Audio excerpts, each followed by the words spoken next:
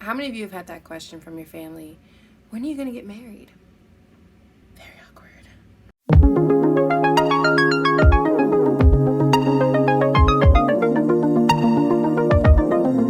Hey, you're watching this, right? So before we really get into it, go ahead, like and subscribe, share this with a friend. Well, I mean, you should probably watch all of it before you share it. But definitely don't forget to leave a like and subscribe. I would really appreciate it so much. I actually mentioned this in another video. It's titled My Testimony, and it's just my story of how God called me into ministry, me dealing with being single and chasing man after man. I just clapped. I'm so sorry. The card is either right here or right there. It's just gonna fly up there somewhere. But today we're gonna talk about a topic that was brought up by this really cool person. They mentioned how their family, kept asking them, hey, when are you gonna get married?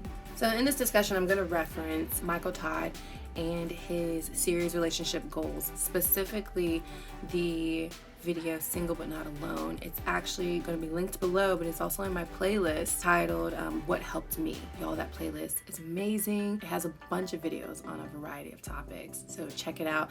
But everything that I talk about today is going to be linked below. I'll also be referencing Rick Warren's sermon, Finding the Love of Your Life.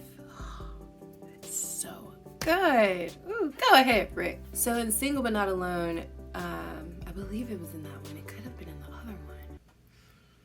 Y'all, I think it might have been in the other video. You know what? I'm just going to link the correct video below. I'm just going to say this. In either part 1 or part 2 of Relationship Goals, the first relationship goals, Michael Todd talks about how God created Eden place. Then he created Adam and placed him in Eden. And then he gave him a task and a job to do, to oversee Eden. And then and only then did he give him Eve. Once he was operating in what God called him to do, once he was operating and walking in his purpose, then he got the mate.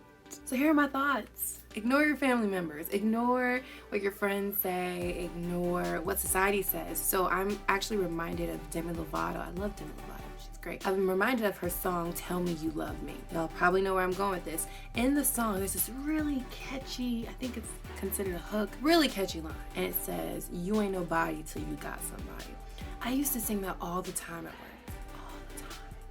You ain't nobody till you got somebody. Oh yeah, go ahead and sing, girl. And then I was just like, wait, that's really ignorant. That is such an ignorant statement.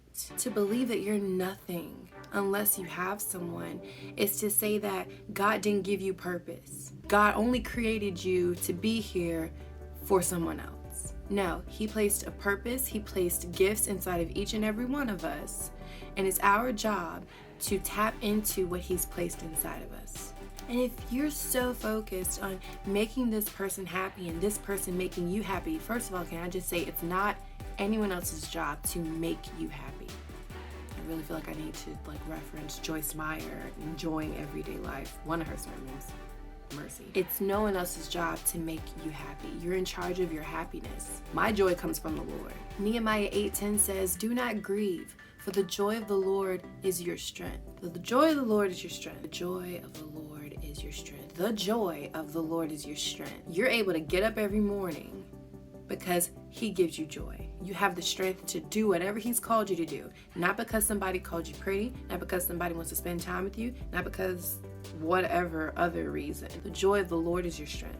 You need to tap into that joy. Spend some time with him. Whatever you need to do to increase that relationship that you have with the Lord. Prayer, getting into his word, worship. Whoop, there it is. It's our job to live for the Lord. He wants us to live a life and live a life more abundantly. He wants you to prosper. Jeremiah 29:11 says, for I know the plans and thoughts that I have for you, says the Lord.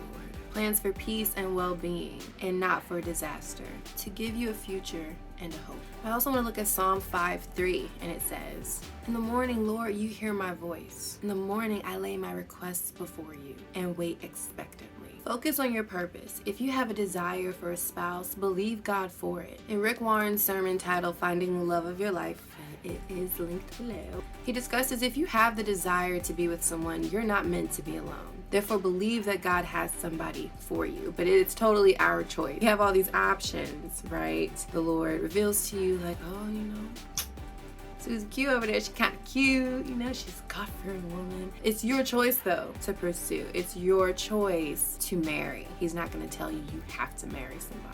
But if you don't have that desire to be with anyone and you're just focused on the Lord, you could care less if you got married, then you're not necessarily meant for marriage. You don't have that desire. For those of you who do have the desire, know that that person will show up at the right time when you're ready. I would even encourage you to pray, Lord, don't give me anything I'm not ready for, or ready me for my spouse. So to sum it all up, don't focus on the distractions or the words from friends and family members or the cute little couple pictures on Instagram. You have a race to run, and you believe God will provide that person that's going to run that race with you.